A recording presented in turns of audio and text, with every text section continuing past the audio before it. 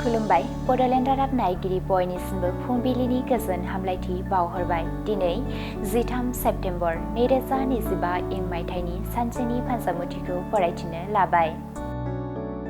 मेष राशि नखराव दावराव दावसि जागोन, गोसोआव असान्थि मोनगोन, सांग्राङै सोलिनाया गोनां। वृष राशि आनजादाव उथ्रिसारनो हागोन, समाजाव मोजां मुं गोसारगोन, बयनिबो अनसायनाय आरो थुलुंगा मोनगोन। मिथुन राशि गावनि गोरोन्थि हाबा मावनायनि थाखाय साजा मोननांगोन, गोसोआव दुखु मोननांगोन, गाज्रि सान। कर्कट राशि गोजान जायगाफोराव दावबायहैनो मोनगोन, नुफेरै मुवा बेसाद नुनो मोनगोन, रंजा खुसिजों साना बारलांगोन।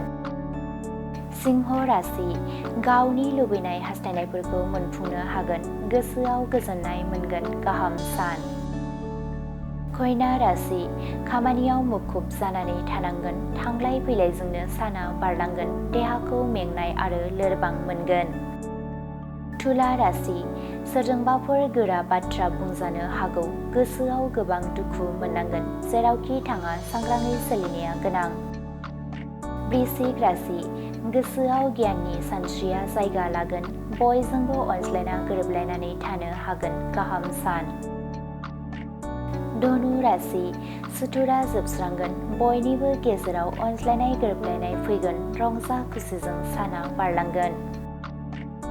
मकर राशि गावनि इयुन जिउखौ लानानै जिंगा सिगोन, गोसोआ थाथेरनो हायै उसुखुथु मोनगोन, सांग्राङै सोलिनाया गोनां। कुम्भ राशि गावनि बाय बाहागिफोरानो सुथुर जागोन, गोसोआव गोबां दुखु मोननांगोन, हेंथा गोनां सान। मीन राशि जिउआव लानाय थांखि सिमांफोरा जाफुंसारगोन, गोसोआव दावगालांनो गोहो बोलो बांगोन, मोजां सान।